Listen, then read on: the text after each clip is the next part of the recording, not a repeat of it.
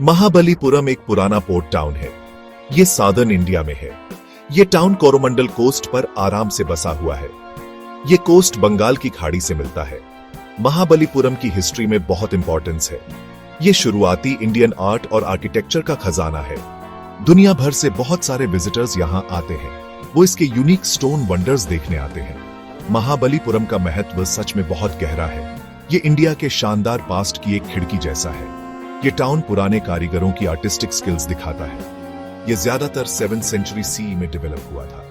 Pallav dynasty ने इसे बनाने में इंपॉर्टेंट रोल निभाया। उनके पैट्रनेज से कई मैग्निफिसेंट स्ट्रक्चर्स बने। ये स्ट्रक्चर्स आज भी मजबूती से खड़े हैं। इससे महाबलीपुरम एक बहुत स्पेशल जगह बन जाती है। महाबलीपुरम अपने आर्ट के लिए ग्लोबली रिकॉग्नाइज्ड है। इसे यूनेस्को वर्ल्ड हेरिटेज साइट घोषित किया गया है। ये स्टेटस इसकी यूनिवर्सल कल्चरल वैल्यू को दिखाता है।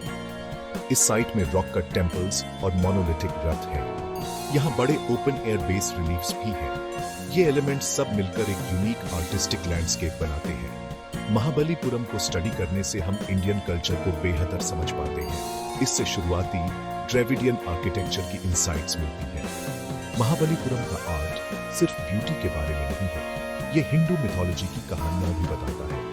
ये कहानियां पत्थर पर बहुत बारीकी से कार्व की गई हैं। स्कल्पचर्स में देवी, देवता, इंसान और जानवर दिखाए गए हैं। हर कार्विंग का एक मीनिंग और एक पर्पस है। ये टाउन कभी आर्ट और ट्रेड का एक बस्टलिंग सेंटर था। इसकी लेगेसी आज भी आर्टिस्ट और हिस्टोरियंस को इंस्पायर करती है। महाबलीपुरम सच में इंडियन हेरिटेज का एक जूल है। पल्लव डायनेस्टी एक पावरफुल रूलिंग फैमिली थी। उन्होंने साउथ इंडिया के एक बड़े हिस्से पर राज किया।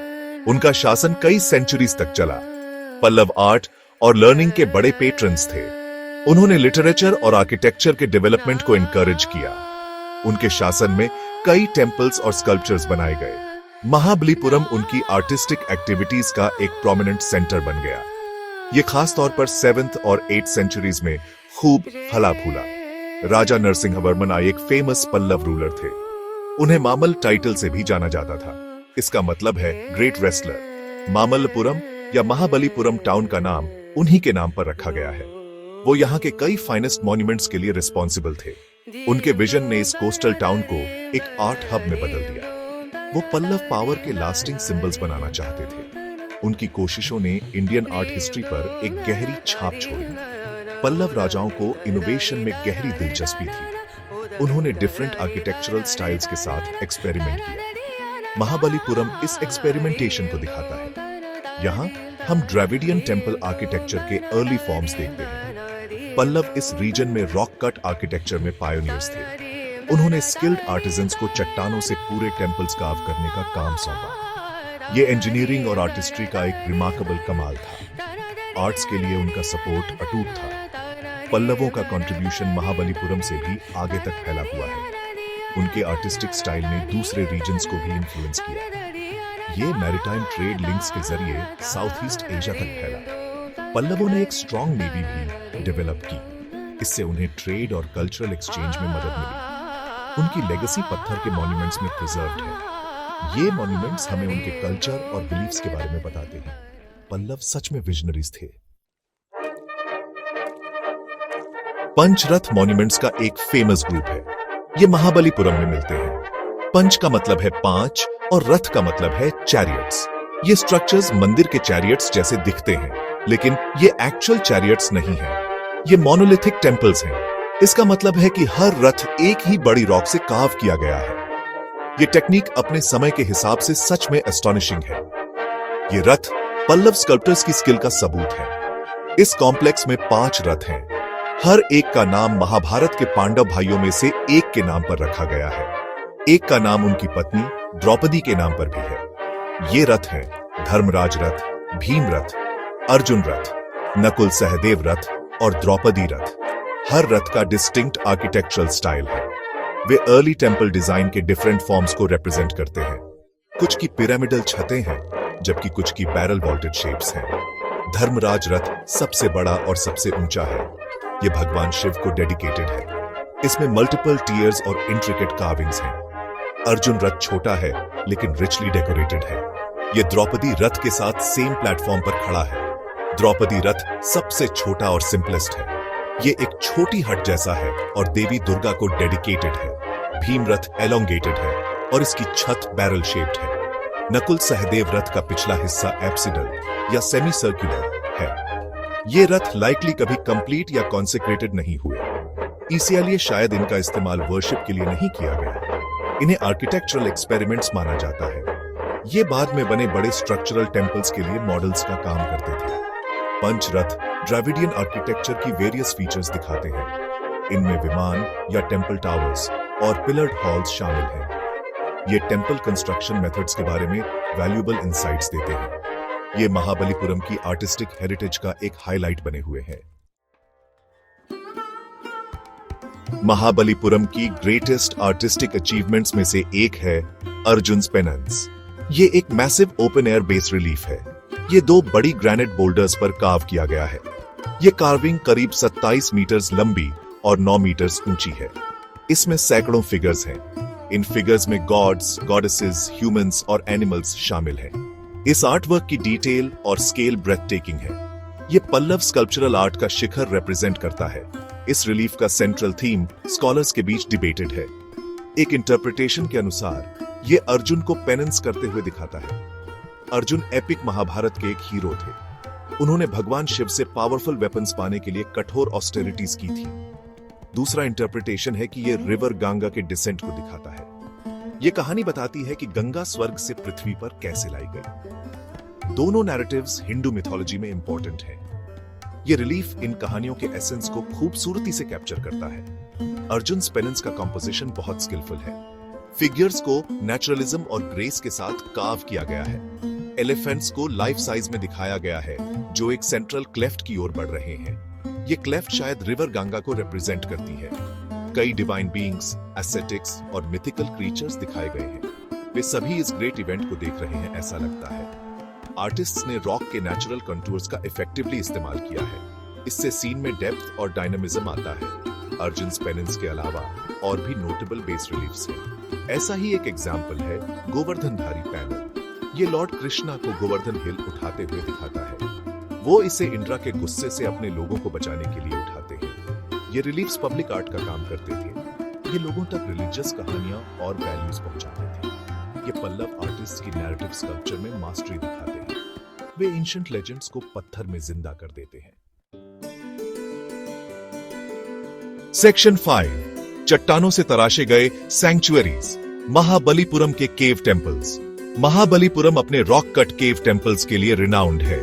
इन्हें मंडप भी कहा जाता है। ये टेम्पल्स ब्रिक्स या स्टोन्स से नहीं बने हैं। इंस्टेड इन्हें डायरेक्टली सॉलिड रॉक हिलसाइड से कार्व किया गया है। ये पल्लव पीरियड के दौरान एक पॉपुलर आर्किटेक्चरल स्टाइल था। आर्टिजन्स रॉक को एक्सकवेट करके हॉल्स और श्राइन्स बनाते थे। फिर इंटीरियर्स को इंट्रिकेट स्कल्पचर्स से सजाया जाता था। ये cave temples early Indian architecture के रिमार्केबल एग्जाम्पल्स हैं। महाबलीपुरम में सेवरल इंपॉर्टेंट केव टेम्पल्स मिल सकते हैं। वराह केव टेम्पल अपनी ब्यूटीफुल स्कल्पचर्स के लिए फेमस है।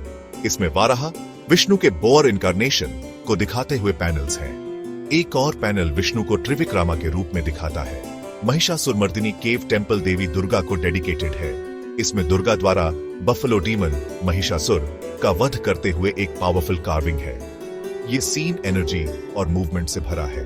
Trimurti cave temple Hindu trinity Brahma, Vishnu और शिव को डेडिकेटेड है।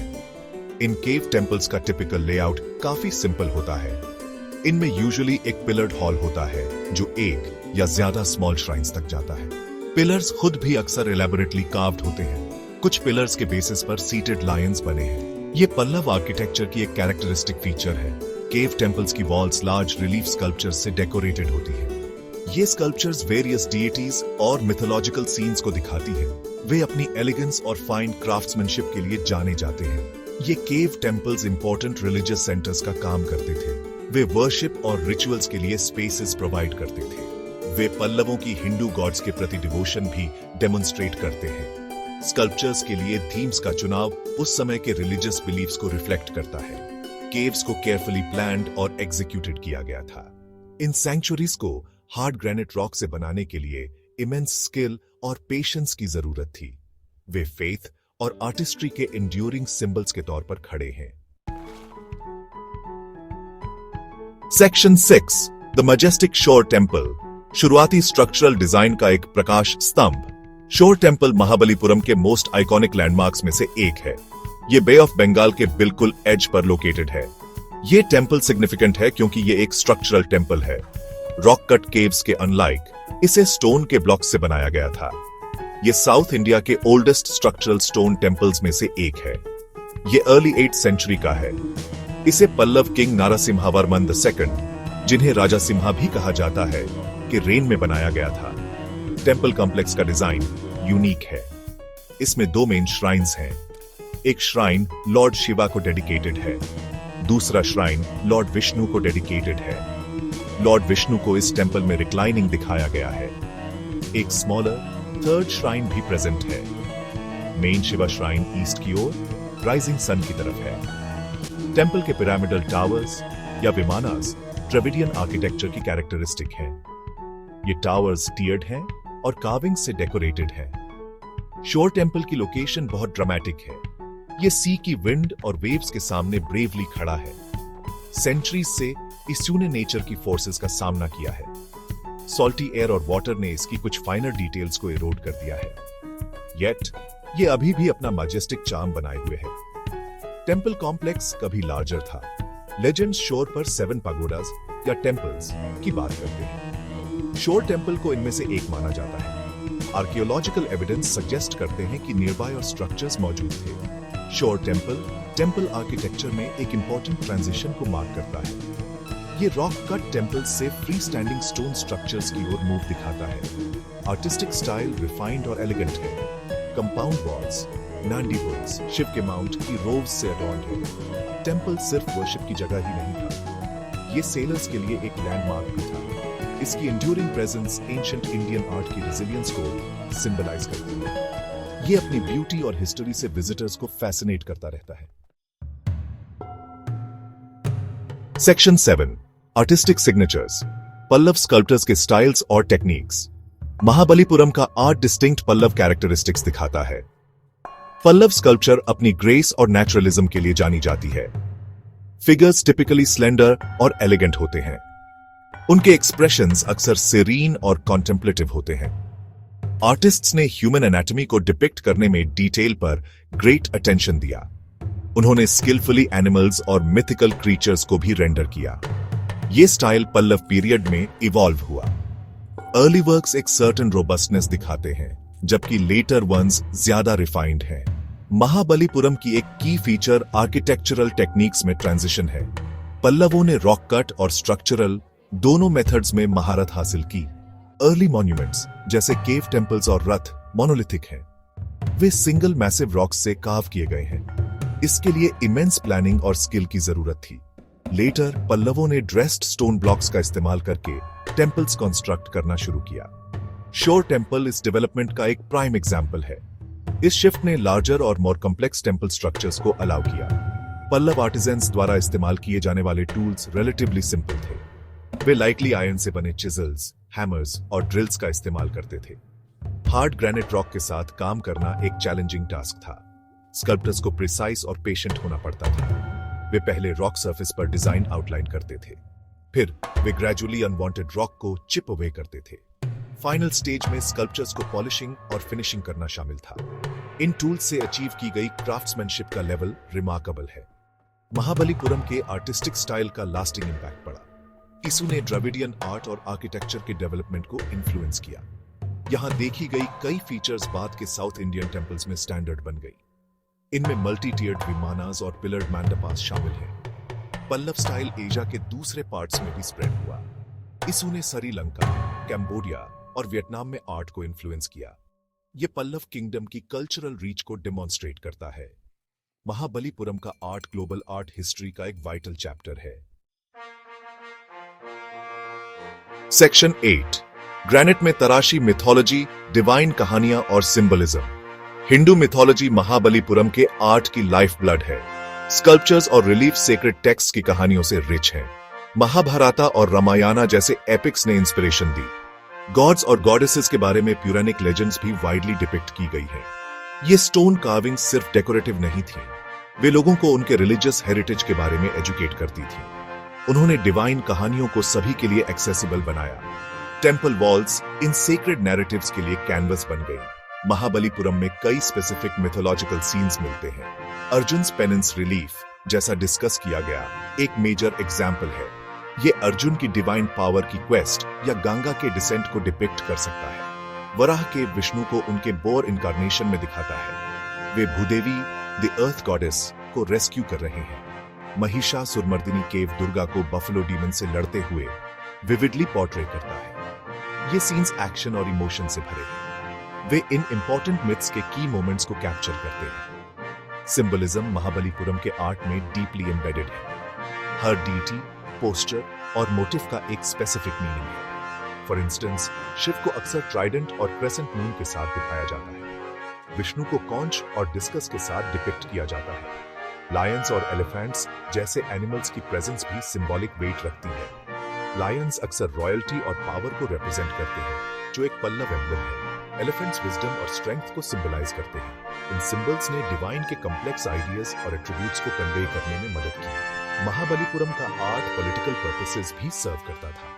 इन ग्रैंड मॉन्यूमेंट्स को पैट्रोनाइज करके पल्लव किंग्स ने अपनी पावर शोकेस की। उन्होंने गॉड्स के प्रति अपनी पायरिटी और डिवोशन भी डेमोन्स्ट्रेट की।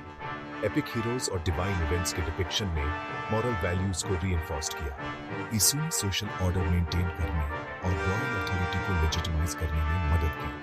Thus, आर्ट रिलीजियस, कल्चरल और पॉलिटिकल एक्सप्रेशन का एक पावरफुल मीडियम था।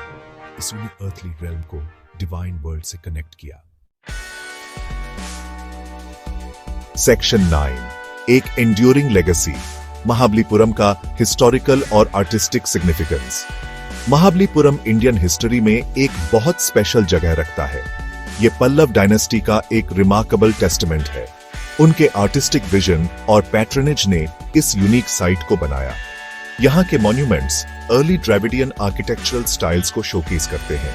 वे टेम्पल आर्किटेक्चर के एवोल्यूशन में एक क्रूशल फेज को रिप्रेजेंट करते हैं। रॉक कट से स्ट्रक्चरल टेम्पल्स में ट्रांजिशन क्लियरली विजिबल है। ये महाबलीपुरम को इस डेवलपमेंट को समझने के लिए एक की साइट बनाता है। इसकी हिस्टोरिकल इंपॉर्टेंस को कम नहीं आंका जा सकता। महाबलीपुरम का आर्टिस्टिक सिग्निफिकेंस भी इक्वली प्रोफाउंड है। स्कल्पचर्स अपनी ब्यूटी और क्राफ्ट्समैनशिप के लिए सेलिब्रेटेड है।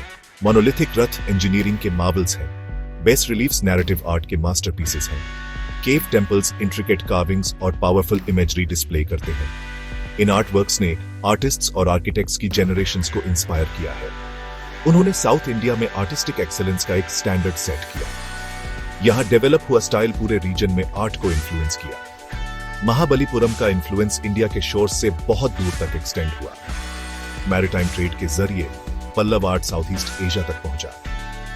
इसके स्टाइल के एलिमेंट्स कैम्बोडिया और जावा के टेम्पल्स में देखे जा सकते हैं। ये महाबलीपुरम की कल्चरल हब के रूप में भूमिका को हाईलाइट करता है। ये एक ऐसी जगह थी जहां आइडियाज और आर्टिस्टिक ट्रेडिशंस का एक्सचेंज होता था। इसकी लेगेसी सिर्फ इंडिया तक ही कन्फाइंड नहीं है, ये एक ब्रॉडर एशियन आर्टिस्टिक हेरिटेज का हिस्सा है। ये ग्लोबल कनेक्शन इसकी इंपॉर्टेंस को और बढ़ाता है। टुडे महाबलीपुरम लोगों को कैप्टिवेट करना जारी रखे हुए है। ये दुनिया भर से टूरिस्ट्स, स्कॉलर्स और आर्ट लवर्स को अट्रैक्ट करता है। यूनेस्को वर्ल्ड हेरिटेज साइट के रूप में ये फ्यूचर जनरेशंस के लिए प्रोटेक्टेड है। ये इंडिया के रिच कल्चरल पास्ट की याद दिलाता है। स्टोन मॉन्यूमेंट्स एक ग्लोरियस एरा की कहानी साइलेंटली कहते हैं। वे किंग्स, गॉड्स और स्किल्ड आर्टिजन्स की कहानियां सुनाते हैं। महाबलीपुरम की आर्टिस्टिक और हिस्टोरिकल लेगेसी वाइब्रेंट और एंड्यूरिंग बनी हुई है। ये ट्रूली पूरी ह्यूमैनिटी के लिए एक ट्रेजर है।